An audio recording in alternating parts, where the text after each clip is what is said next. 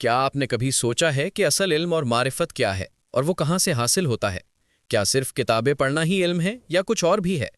اور اکثر لوگ یہ بھی نہیں جانتے کہ علم کے درجے کتنے ہیں۔ اس چھوٹی سی ویڈیو میں ہم آپ کو ان باتوں کی حقیقت بتائیں گے اور آخر پر یہ بھی بتائیں گے کہ الہام کی حقیقت کیا ہے اور اللہ تعالیٰ نے ہمارے پیارے نبی حضرت محمد صلی اللہ علیہ وسلم کی زندگی مبارک کو کن دو حصوں میں تقسیم کیا ہے۔ بانی جماعت احمدیہ حضرت مرزا غلام احمد صاحب قادیانی مسیح موعود علیہ الصلوۃ والسلام کی عظیم الشان کتاب اسلامی اصول کی فلسفی کا خلاصہ جاری ہے۔ یہ 8واں لیکچر ہے۔ اس میں سوال نمبر 5 کا جواب ذکر ہوگا۔ علم کے درجے۔ حضرت اقدس مسیح موعود علیہ الصلوۃ والسلام بیان فرماتے ہیں کہ سورہ التکاثر سے ثابت ہوتا ہے کہ علم کی 3 اقسام یا 3 درجے ہیں: علم الیقین، عین الیقین اور حق الیقین۔ علم الیقین: اگر ہمیں کسی چیز کے بارے میں علم کسی دوسری چیز کے ذریعے سے حاصل ہو تو اس علم کو علم الیقین کہتے ہیں۔ مثلاً اگر دور سے دھواں اڑتا ہوا دیکھیں تو دھوئیں سے ہمیں آگ کے موجود ہونے کا علم ہو جائے گا، اسے علم الیقین کہتے ہیں۔ لیکن اگر ہم اپنی آنکھوں سے آگ دیکھ لیں تو آگ کے موجود ہونے کا یہ علم عین الیقین کہلائے گا، اور اگر ہم آگ میں کود جائیں اور اس کی حرارت کو اپنے جسم پر محسوس کریں تو آگ کے متعلق اس علم کو حق الیقین کہیں گے۔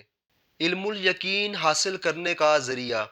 علم الیقین حاصل کرنے کے 2 ذریعے ہیں: عقل یعنی اپنی عقل استعمال کرنا، اور منقولات یعنی کامل لوگوں کی تقریروں اور تحریروں کو بغور پڑھنا اور سننا۔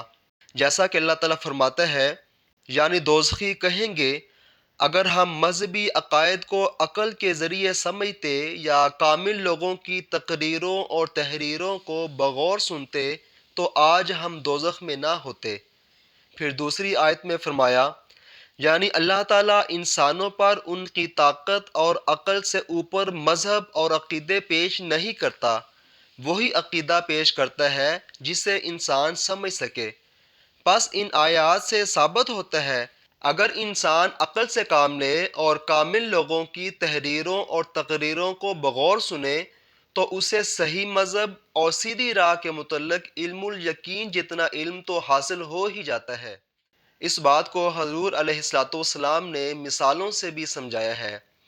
فرمایا، ہم نے لندن شہر نہیں دیکھا لیکن لوگوں سے سنا ہے، تو کیا ہم اس شہر کے وجود کا انکار کر سکتے ہیں؟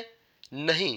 ہم نے عالمگیر بادشاہ کو بھی نہیں دیکھا، اس کے متعلق صرف سنا ہے کہ مغل بادشاہوں میں سے ایک بادشاہ تھا، لیکن ہم اس کا انکار نہیں کر سکتے۔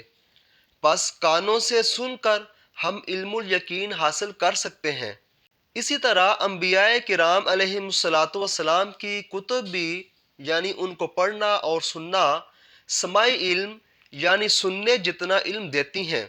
لیکن ایسی کتاب جو آسمانی کتاب کہلائے اور اس کے 50-60 نسخے بھی ہوں جن میں بہت سا اختلاف بھی ہو، یعنی بعض نسخے بعض کے مخالف ہوں، لیکن اس کے باوجود کسی فریق نے یہ یقین کر لیا ہو کہ ان میں سے صرف 2-4 ہی صحیح ہیں باقی نہیں، تو ایسی کتاب کسی قسم کا علم نہیں دے سکتی، کیونکہ علم کی تعریف ہی یہ ہے کہ کسی چیز کے بارے یقینی پہچان ہو جائے، لیکن جس میں خود تضاد بھرا پڑا ہو وہ ایسا علم کیسے دے سکتی ہے؟ لیکن قرآن کریم ایسی کامل کتاب ہے کہ یقینی علم دیتی ہے۔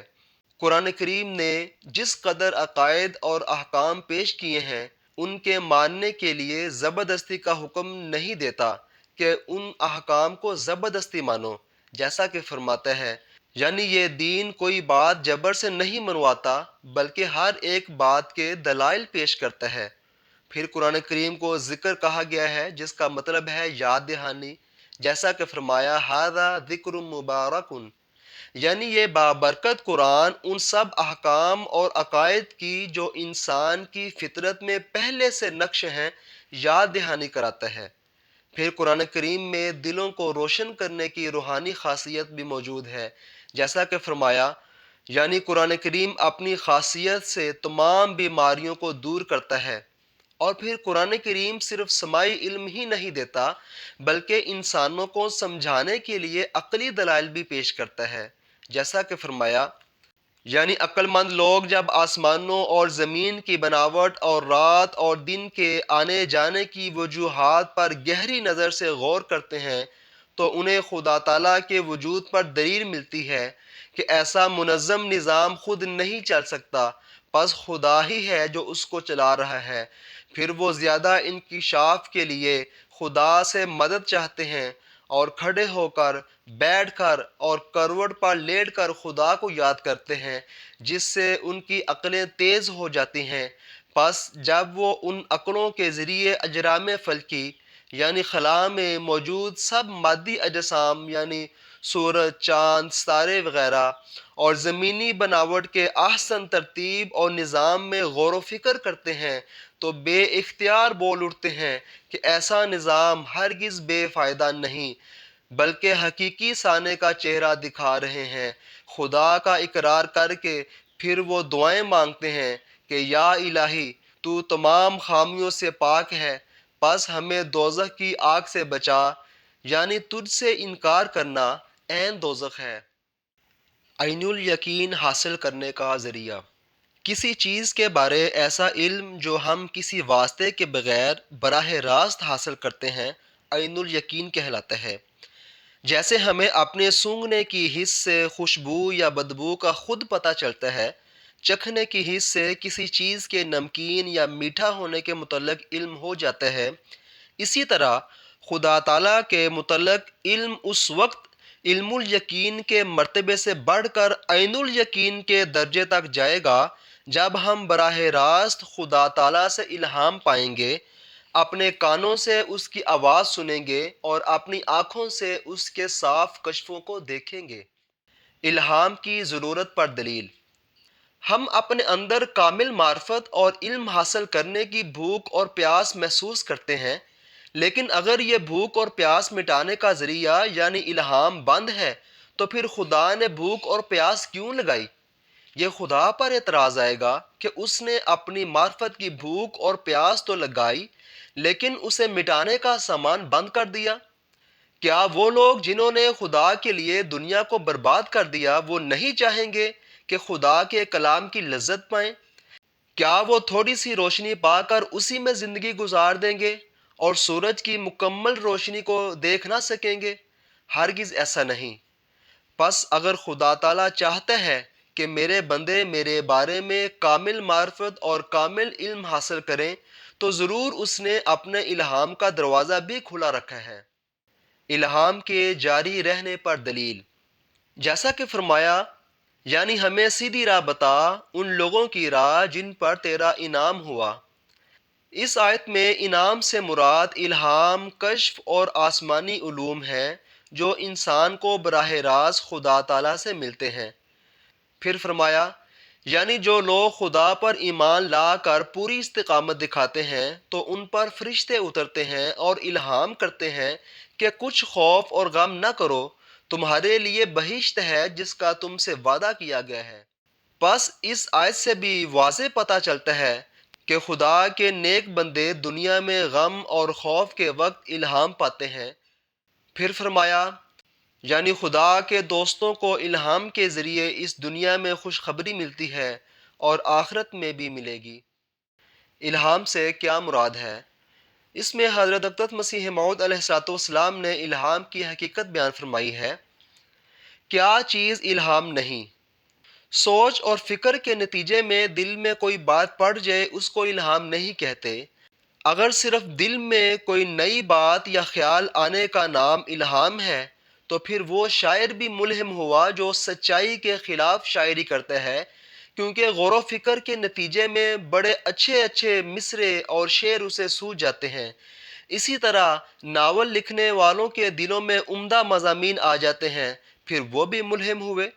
اسی طرح ایک چور بھی ملہم ہوا جو ڈاکہ مارنے کے طرح طرح کے منصوبے سوچتا ہے اور اس سوچ کے نتیجے میں ڈاکہ مارنے کے عمدہ سے عمدہ طریقے اس کے دل میں آ جاتے ہیں۔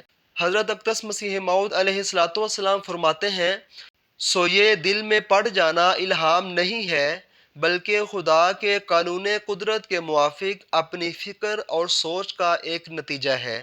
اسلامی اصول کی فلسفی صفحہ 438۔ حقیقی الہام کیا ہے؟ حقیقی الہام یہ ہے کہ خدا تعالیٰ اپنے بندے کے ساتھ پرمعنی کلام کرے۔ خدا اور اس کے بندے کے درمیان کئی بار، کم سے کم 10 بار مکالمہ و مخاطبہ ہو، یعنی عین بیداری میں اس کے اور خدا کے درمیان 10 مرتبہ سوال و جواب ہو۔ بندہ خدا سے سوال کرے، خدا اس کا جواب دے، بندہ پھر عرض کرے اور خدا پھر جواب دے، بندہ پھر اسی بیداری میں نئی گزارش کرے، خدا اس کا بھی جواب دے۔ اسی طرح 10 مرتبہ تک خدا میں اور اس میں باتیں ہوتی رہیں۔ ان مکالمات میں خدا تعالیٰ اس کی دعائیں قبول فرمائے، نئے نئے معارف اس پر کھولے، آنے والے واقعات کی اسے خبر دے۔ اور الہام کا یہ مرتبہ صرف انہی لوگوں کو ملتا ہے جو ایمان، اخلاص اور اعمال صالحہ میں ترقی کرتے ہیں۔ آزمائش کے لیے الہام۔ حضرت اقدس مسیح موعود علیہ السلام فرماتے ہیں، ہاں کبھی ایک کلام محض امتحان کے طور پر ہوتا ہے اور پورا اور بابرکت سامان ساتھ نہیں رکھتا۔ اس میں خدا تعالیٰ کے بندے کو اس کی ابتدائی حالت میں آزمایا جاتا ہے تا وہ ایک ذرہ الہام کا مزہ چکھ کر پھر واقعی طور پر اپنا حال و قال سچے ملہموں کی طرح بناوے یا ٹھوکر کھاوے۔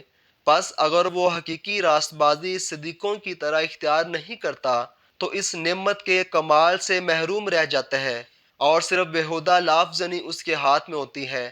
کروڑہا نیک بندوں کو الہام ہوتا رہا ہے مگر ان کا مرتبہ خدا کے نزدیک ایک درجے کا نہیں۔ اسلام کی خصوصیت۔ الہام کا وہ مرتبہ جس میں خدا تعالیٰ سے مکالمہ و مخاطبہ ہوتا ہے اور بڑے سے بڑے معارف کھلتے ہیں، یہ اسلام کی ہی خصوصیت ہے کہ اسلام میں یہ مرتبہ اور مقام پانے والے لوگ ہوتے رہے ہیں اور اب بھی ہوتے ہیں، جبکہ باقی مذاہب اور قوموں نے الہام کو بند سمجھ لیا ہے۔ حضور علیہ السلام فرماتے ہیں کہ مجھے خدا تعالیٰ سے یہ مرتبہ اور مقام حاصل ہے۔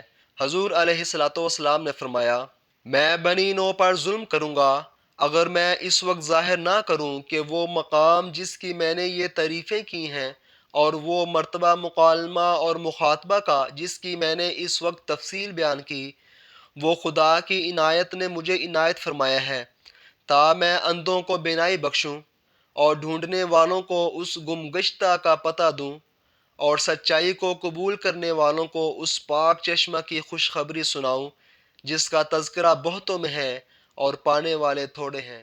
حق الیقین کا درجہ حاصل کرنے کا ذریعہ۔ علم کا حق الیقین کا درجہ حاصل کرنے کا ذریعہ یہ ہے کہ مکمل طور پر علم پر عمل کیا جائے، یعنی انسان مجسم علم بن جائے۔ یہ علم کا تیسرا اور آخری درجہ ہے۔ پس شریعت نے جو سکھایا اور علم دیا اس کو حق الیقین کے درجے تک پہنچانے اور جاننے کے لیے ضروری ہے کہ انسان اس پر اس طرح عمل کرے کہ گویا اس کا اپنا وجود ہی شریعت کا ایک نسخہ بن جائے، یعنی انسان مجسم شریعت بن جائے۔ مثلا جیسا کہ فرمایا، اس آیت کا مطلب یہ ہے کہ اللہ تعالیٰ فرماتا ہے، ہم تمہیں خوف، بھوک اور مال کے نقصان، جان کے نقصان، کوشش ضائع جانے اور اولاد کے فوت ہو جانے سے آزمائیں گے، یعنی یہ تمام تکلیفیں تمہیں دشمن کے ہاتھ سے یا قضاء و قدر کے تحت پہنچیں گی۔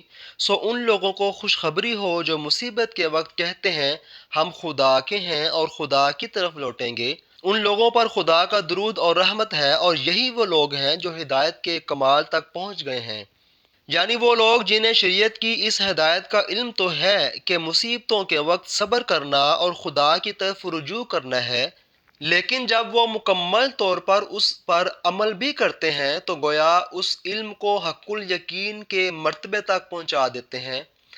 حضرت اقدس مسیح موعود علیہ السلام فرماتے ہیں، اور وہ تمام شدائد اور مصائب اور تکالیف ہیں جو خدا کے نبیوں اور راست بازوں کو مخالفوں کے ہاتھوں سے یا آسمانی قضاء و قدر سے پہنچتے ہیں، اور اس قسم کے دکھوں اور تکلیفوں سے وہ تمام شرعی ہدایتیں جو محض علمی طور پر انسان کے دل میں تھیں اس پر وارد ہو کر عملی رنگ میں آ جاتی ہیں، اور پھر عمل کی زمین سے نشو نما پا کر کمال تام تک پہنچ جاتی ہیں، اور عمل کرنے والوں کا اپنا ہی وجود ایک نسخہ مکمل خدا کی ہدایتوں کا ہو جاتا ہے۔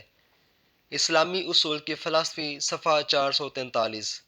علم پر عمل کرنے سے علم بڑھتا اور مضبوط ہوتا ہے۔ حضور علیہ الصلوۃ والسلام نے مثال سے سمجھایا کہ لمبے عرصے سے ہمیں علم ہے کہ روٹی کیسے پکائی جاتی ہے، اور یہ بہت آسان ہے کہ آٹا گوندھ کر پیڑے بناتے ہیں، پھر دونوں ہاتھوں سے روٹی کے سائز جتنا بڑا کرتے ہیں، پھر توے پر ڈال کر دونوں طرف سے ادھر ادھر کر کے پکا لیتے ہیں۔ لیکن جب کوئی ناتجربہ کاری کی حالت میں عملی طور پر روٹی پکانے لگے تو ہر موقع پر، یعنی آٹا گوندنے، پیڑے بنانے، روٹی بنانے اور آگ پر سینکنے پر غلطی کرے گا۔ بس اس مثال سے یہی سمجھ آتی ہے کہ علم چاہے جتنا بھی زیادہ ہو، بے فائدہ اور ناقص ہے جب تک کہ اس کو عملی شکل میں نہ لایا جائے۔ پس اسلام میں ایسا ہی ہوا ہے، اور اسلام نے لوگوں کو سکھایا اور تعلیم دی، اور پھر اس پر عمل کرنے کا موقع بھی دیا کہ ان شرعی تعلیمات پر عمل کر کے انسان مجسم نور اور مجسم شریعت بن جائیں۔ اسی لیے ہمارے پیارے نبی اکرم حضرت محمد مصطفیٰ صلی اللہ علیہ وسلم کی زندگی مبارک کو ہمارے لیے بطور اسوہ حسنہ پیش کیا کہ کس طرح آپ صلی اللہ علیہ وسلم نے شریعت کے علم پر عمل کر کے دکھایا، اور آپ صلی اللہ علیہ وسلم کا وجود کس طرح مجسم شریعت بنا۔ آپ صلی اللہ علیہ وسلم کی زندگی کے دو زمانے۔ اس کے لیے اللہ تعالیٰ نے آپ صلی اللہ علیہ وسلم کی زندگی کو دو حصوں پر تقسیم کیا ہے۔ ایک وہ حصہ یا زمانہ جو دکھوں، تکلیفوں اور مصیبتوں کا تھا، یعنی مکہ کا 13 سالہ زمانہ، جس میں آپ صلی اللہ علیہ وسلم کو طرح طرح کی تکلیفیں دی گئیں۔ اس زمانے میں آپ صلی اللہ علیہ وسلم نے صبر، توکل، کام میں سست نہ ہونا، کسی کے رعب سے نہ ڈرنا اور استقامت کے وہ اعلیٰ اخلاق دکھائے کہ کفار بھی حیران رہ گئے اور بعض ایمان لے آئے۔ دوسرا زمانہ فتح یابی کا زمانہ ہے، جس میں آپ صلی اللہ علیہ وسلم نے عفو، سخاوت اور شجاعت کے ایسے اخلاق دکھائے کہ دکھ دینے والوں اور جان سے مارنے والوں کو بخش دیا، ان کے محتاجوں کو مالا مال کر دیا اور شہر سے نکالنے والوں کو امن دیا۔ آپ صلی اللہ علیہ وسلم کے ان عظیم خلق کو دیکھ کر بہت سے لوگ ایمان لے آئے۔ پس دونوں حالتوں کے متعلق شریعت نے جو تعلیم دی تھی، حضرت صلی اللہ علیہ وسلم نے ان پر مکمل طور پر عمل کر کے اور مجسم شریعت بن کر ہمیں دکھا دیا۔ یہاں سوال نمبر 5 مکمل ہو گیا ہے، اور اس کے ساتھ ہی پوری کتاب کا خلاصہ بھی اللہ تعالیٰ کی مدد سے مکمل ہو گیا ہے۔